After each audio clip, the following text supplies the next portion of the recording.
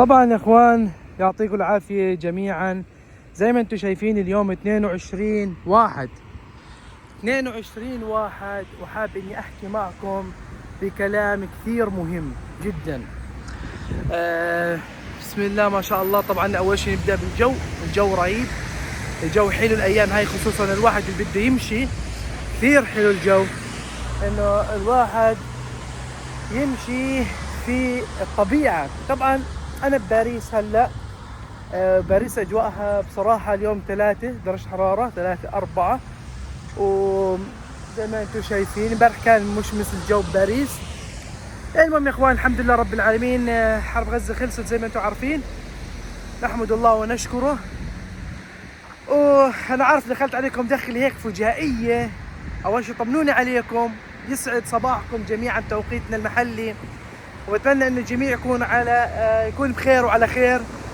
يا اخوان فعليا حاب كثير احكي معكم موضوع كثير بفكر فيه اخر فترة. الموضوع هذا اني صار لي فترة عمالي بفكر في جزائري، كيف بدي الاقيه. صار لي تقريبا 5 سنين بدور عليه. اي نعم، صار تقريبا 5 سنين انا بدور عليه، بدور على هذا الجزائري، وما لقيت اي شيء او اي دليل او اي هنس زي ما بنحكي اني الاقيه. مش عارف كيف الاقيه، فممكن اطلب مساعدتكم انه نلاقيه احنا مع بعض. هذا الجزائري يا اخوان قصته كالاتي. حاب كثير اني احكي لكم عن القصة هاي اللي صارت معاي في الجزائر، دولة الجزائر الأبية الحبيبة. طبعا عشق لا ينتسى. الجزائر أحلى أيامي أو أوقات اللي قضيتها في الجزائر. دولة وشعب بصراحة جنن. وطبعا هنا بفرنسا أنا كثير بشوف ناس أصدقاء إلنا بتابعونا على اليوتيوب والسوشيال ميديا، وأنا بصراحة فخور فيهم وفخور فيكم كلكم، لأنه فعليا الواحد، انتم بتنسوش المعروف وانا ما بنسى المعروف.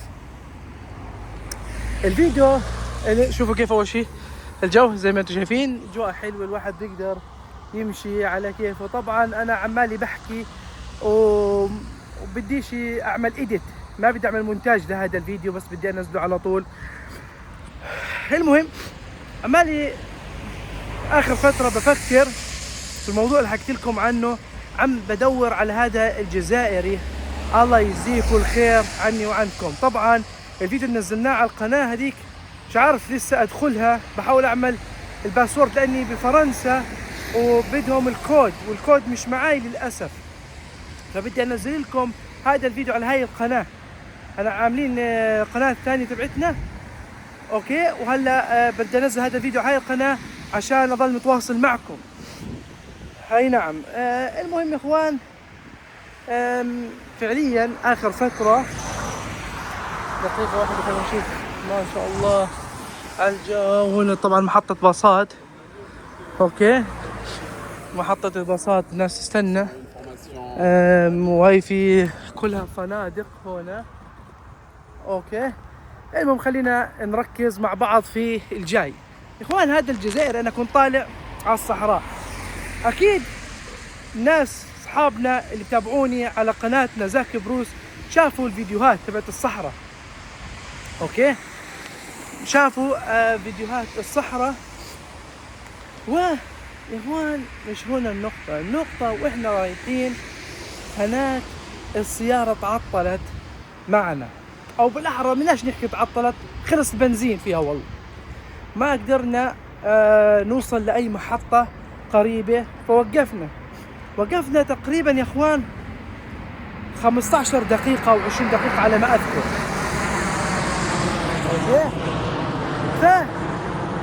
ال 15 دقيقة هاي اجا واحد بسيارته مع بيك اب زي البيك اب. طبعا وقف عنا قال اهلين كيفك من وين؟ انا من الاردن. اهلا وسهلا باهل الاردن. طبعا الشعب الجزائري بيحب فلسطين وبيحب الاردن، وبيحب باقي الشعوب العربية. المهم هذا الرجال قال اشوف السيارة بفهم بالسيارات، قال هاي بدها بنزين. صراحة هي بطلت تضرب سويتش، فقلت له اوكي شو الحل؟ اجي معك نروح نقدر تساعدنا كذا. قال طبعا انتو هنا جايين زائرين عنا في البلد هاي، فاكيد انا راح اروح وارجع لكم، استنوني شوي بس.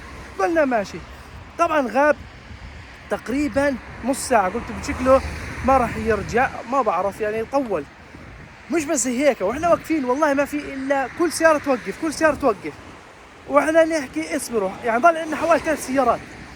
المهم كانوا يستنوا معنا، وانا حاب اني اروح اجيب بنزين، لانه حكى لنا انه هذا الرجال حكى لنا انه حتنزل بنزين. المشكلة الزلمة هذا انا مش حافظ اسمه، مش عارف اسمه والله يا اخوان، مش عارف، هو ما اعطاني معلومات. المهم ولا هو جاي معاه هيك زي قلن فول بنزين وعبالي السيارة. وبتعرف شو قال لي لما قلت له كم المبلغ اخي ما بيصير؟ قال لي اسمع، احنا الناس اللي تجينا وزيرتنا واحنا بنحب النشامة وبنحب اهل فلسطين، اقسم بالله ما بناخذ منك، وبرضه انت ولا غيرك المقطوعين يعني في سبيل الله. يعني هو قال لي انا ما راح اخذ منكم، خلص انتم الان رايحين وهذا اشي علينا احنا، واحنا الجزائريين انتم لسه ما بتعرفوا الكرم الجزائري. قلت لا والله انا بعرفه، لاني زرت كل ما ادخل محل يطعمونا مجانا، واللي ما بده ياخذ فلوس.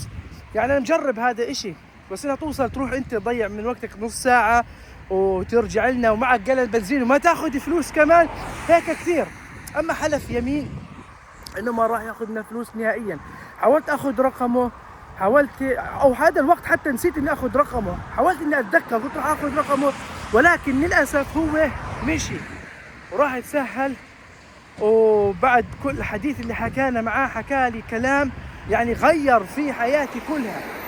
مش اول شيء مش كل شيء المصاري حقيقة، وانا كنت مقطوع، وقف وجاب لي البنزين وبرضه ساعدنا وشغلنا السيارة. حكالي كلمة انه احنا الجزائريين بنعمل باصلنا بما معناه ونوقف مع الغير. طبعا هنا في فرنسا ليش جت لي فكرة هاي؟ يعني انا بفرنسا يا اخوان اذا انقطعت هون ما حد بيسأل فيك، اذا انقطعت هون والله العظيم ما حد بيسأل فيك، يعني عدم مؤاخذة. بدك تدخل الحمام بقول لك انت ما شريت ليش؟ يعني بدك تيجي تقضي حاجتك هون لازم تشتري اول شيء وبعدين تدخل. يعني ما في تعاون حقيقة نهائيا، لان جيت هيك مركز بموضوع وذكرت الجزائر، وفي جزائريين كثير هون في فرنسا. ولسه امبارح شفت خليل، يا الله هذا خليل، انا حاط الفيديو بهذا التلفون، كنت مقطوع امبارح مع خليل. فاذا خليل بيشوفنا الله يذكرك بالخير يا خليل، طول عمرك. امبارح يا اخوان كنت بطلب اوبر، فاوبر يعني انا كنت عندي قبال اسم المول لبنور اوبينير، بس الصراحة مش بعرف الفظ فرنسي. مرتين صارت معي ادفع، يروحوا يتشرجوا علي ويقولوا احنا جينا الك للمكان ولكن ما لقيناك، ولكن ما اجوا. وراسلت التطبيق لسه ما رد علي. بعدين اجى خليل قال لي اخي انت وين؟ وظل واقف معي يا اخوان، قال لي انا من الجزائر، وانا يعني انا من الجزائر. قلت له الحمد لله انه لقيت واحد بيحكي عربي، يا اخي ساعدني بهذا الموضوع. راح حجز لي التاكسي، واقسم بالله ما قبل ياخذ فلوس، ما قبل. قلت له يا اخي خذ، ما قبل. فجيت قلت له ما تدفع عني لاني راح ازعل، لانه ما راح اركب. قال لي خلص براحتك. راح جيت ركبت في التاكسي ووصلت، طلع دافع التاكسي.